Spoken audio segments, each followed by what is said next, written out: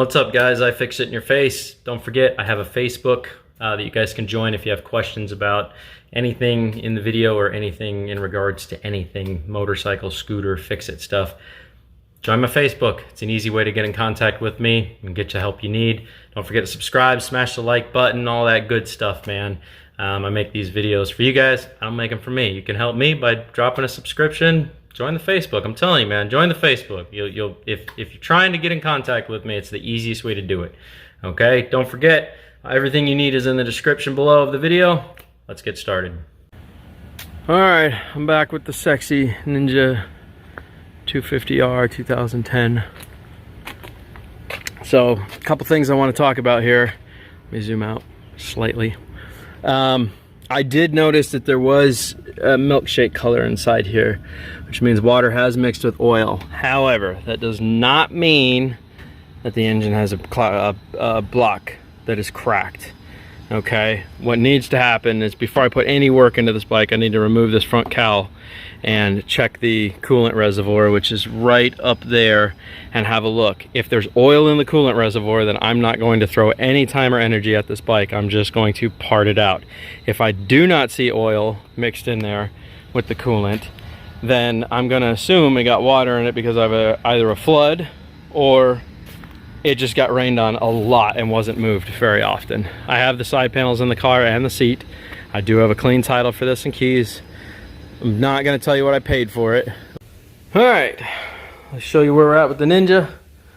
Still got this side on. There's no reason for me to pull this side. I have it wired in now. None of the fuses are in the bike. So now when I turn it, boom, we have power. We have a neutral light, we have power.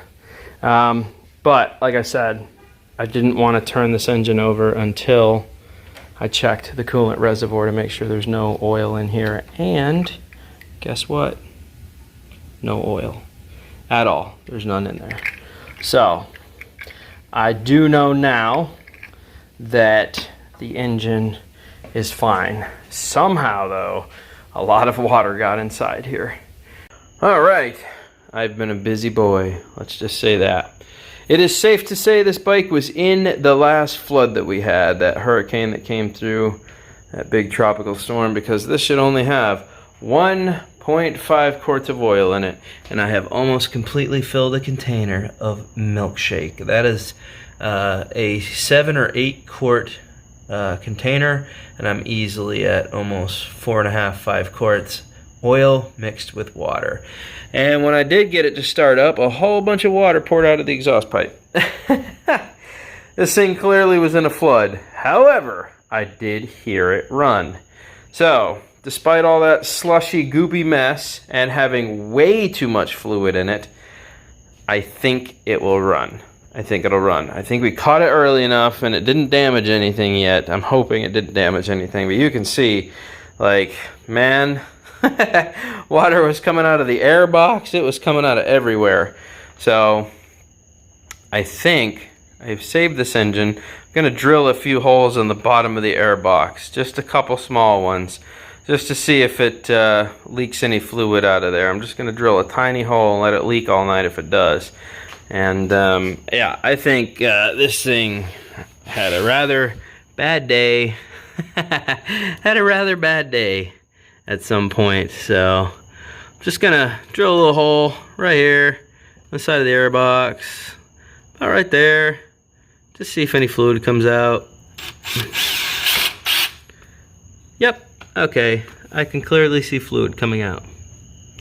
So there you go, she sprung a leak. So if you guys are wondering, this thing definitely yep, yeah. Is she not happy? Okay. Alrighty, guys, got all the old watery oil out of there. I'm gonna have to run a couple circulations of fresh oil to get the majority of it out.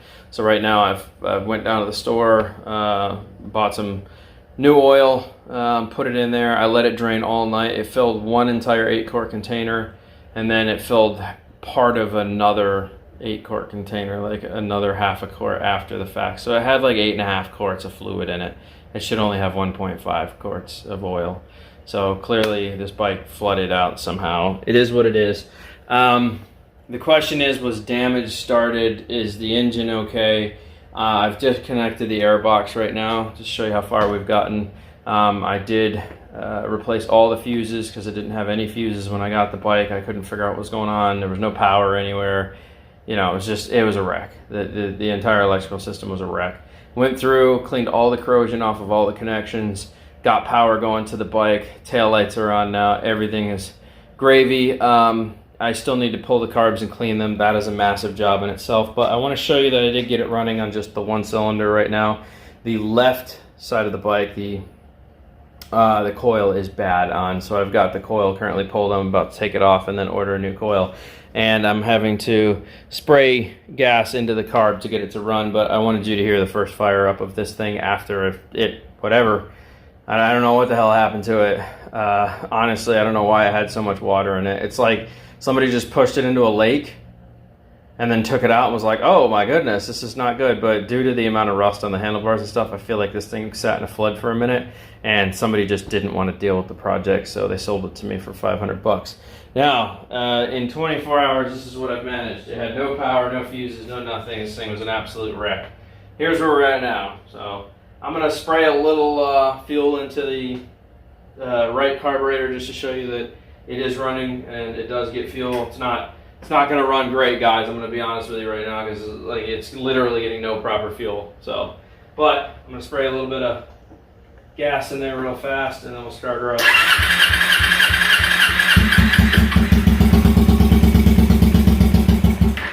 Running on one cylinder just fine. So I don't hear any crazy things coming from the engine. I do have the spark plug out on the left one, so if you hear any popping, it's because the left spark plug is pulled, so it's just blowing air out like this. But there you go, first startup of the bike. Things seem to be working normal. I need to get that coil. We'll pull the carbs on this thing, clean them, and I think this bike will end up coming back together pretty quick. I do have to deal with the brake situation, because the brakes, obviously the master cylinders need to be replaced front and rear, so I'm gonna have to order those separately. I am missing a tiny little piece of plastic back here, and the exhaust pipe was not put on correctly, so I have to deal with all that. But right now, this is where we're at. I just want to show you guys yeah, what's going on, what the deal is. This entire container over here now is filled with watered down oil. So you can see the whole thing was a milkshake. That was the first container. This is the second one, and it's still draining off inside there. So, yep, there you go. All that crap is now out of the bike for the majority of it. I would say 90% of that crap is out of the bike now, and it has fresh oil in it. It's not gurgling anymore. It's not sucking it into the cylinders. It was all up in the air filter. I mean, guys, it was grotesque. Just to show you how bad it was in the air filter, let me take you off the pod, and I'll let you see inside of the air filter so you guys can see what this looked like. So there you go. It was all over the screen. It was sucking it into the carbs. So, yep, there was a lot of excess fluid in this thing. But you heard it fire up, folks. It did fire up. I don't know how long it's been flooded for, but you heard the first startup. Cranked right up. I had to feed it a little bit of gas, but outside of that, cranked up. Even running on one cylinder, it cranked up. So under its own power, everything seems to be working good. So there you go. So I'm gonna pull that coil, order it. I do need to order a gas tank lid. The other one was frozen shut, so I had to break it. Gas tank's actually in really good shape, so there's no issues with the gas tank. I'll just end up cleaning it before we throw it back on there, and putting the new gas tank lid on there. So I had to smash and break that one off. Same thing with this. I had to break the break it off on this one too, but there you go. So I busted it all open, took it off. It was seized up horribly. So there you go. This one, most of the parts should come in today, so I'll start on this project again, but the Ninja 250R is going to wait on a few parts as well before we try to take this thing out and put it on the road. There you go. Told you I'm a hell of a mechanic, man. I got this.